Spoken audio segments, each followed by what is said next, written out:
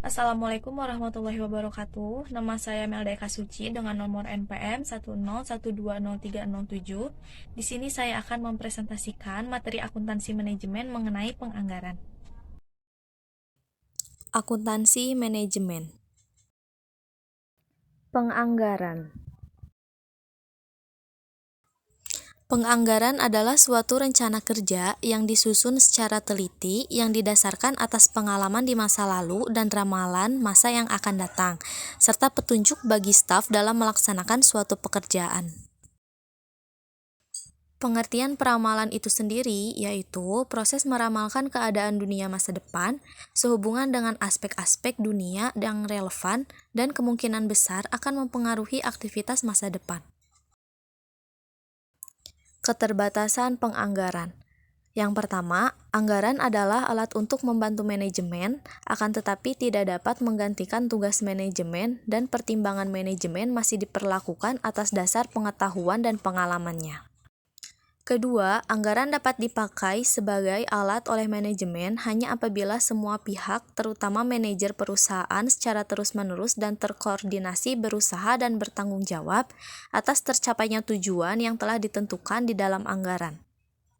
Ketiga, anggaran harus selalu disesuaikan dengan perubahan kondisi dan asumsi seperti laju inflasi atau kebijakan pemerintah di bidang ekonomi. Keempat, anggaran didasarkan pada proyeksi atas kegiatan yang akan datang, sangat tergantung pada pengalaman dan kemampuan dari estimator. Jenis-jenis penganggaran menurut Gunawan Adi Saputro dan Marwan Asri tahun 2003. 1. Berdasarkan isi anggaran, yaitu anggaran laba rugi dan anggaran neraca. 2. Berdasarkan jangka waktu, yaitu anggaran strategis dan anggaran taktis atau periodik dan kontinu. Yang ketiga, berdasarkan segi kelengkapan, yaitu anggaran komprehensif dan parsial. Yang keempat, berdasarkan fleksibilitas, yaitu anggaran tetap dan anggaran variabel. Berdasarkan isi anggaran, anggaran laba rugi didukung oleh berbagai anggaran penunjang. Anggaran penjualan, anggaran produksi, anggaran bahan baku, anggaran tenaga kerja langsung, anggaran BOP, anggaran biaya administrasi dan umum. Anggaran neraca didukung oleh berbagai anggaran penunjang, yaitu anggaran kas, anggaran piutang, anggaran persediaan, anggaran aktiva tetap, anggaran hutang, dan lain-lain. Berdasarkan jangka waktu.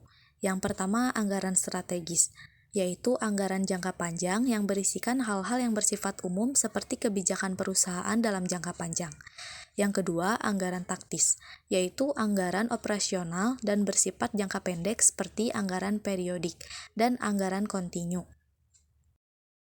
Berdasarkan segi kelengkapan. Yang pertama, anggaran komprehensif, yaitu disusun secara lengkap dan menyeluruh yang meliputi seluruh aktivitas atau kegiatan perusahaan yang bersangkutan seperti marketing, produksi, keuangan, dan personalia.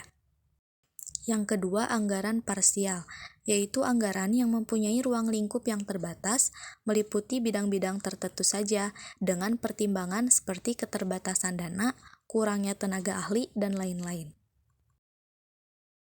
Berdasarkan fleksibilitas. Yang pertama, anggaran tetap, yaitu disusun berdasarkan satu tingkat kapasitas tertentu. Yang kedua, anggaran variabel, yaitu suatu anggaran yang disusun berdasarkan atas interval atau beberapa kapasitas tertentu, di mana berbagai tingkat kapasitas tersebut mungkin digunakan dalam perusahaan. Prosedur penyusunan anggaran menurut Sofyan Harahap. Yang pertama, pengarahan direksi baik secara langsung maupun melalui surat yang berisi penjelasan tentang tugas umum dari perusahaan. Yang kedua, analisis ekonomi, berbagai hal yang berhubungan dengan perusahaan. Yang ketiga, kondisi masa lalu sebagai dasar untuk melihat masa depan. Yang keempat, analisis SWOT. Syarat-syarat anggaran. 1. Adanya organisasi perusahaan yang sehat, yaitu organisasi yang membagi tugas fungsional dengan jelas dan menentukan garis wewenang dan tanggung jawab yang tegas. 2. Adanya sistem akuntansi yang memadai, yaitu penggolongan rekening yang sama antara anggaran dan realisasinya sehingga dapat diperbandingkan dan dihitung penyimpangannya. Pencatatan akuntansi memberikan informasi mengenai realisasi, anggaran dan selisih, laporan didasarkan pada akuntansi pertanggungjawaban.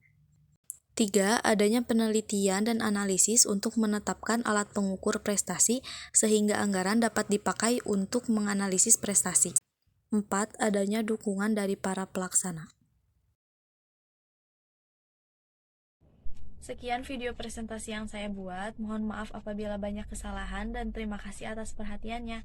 Wassalamualaikum warahmatullahi wabarakatuh.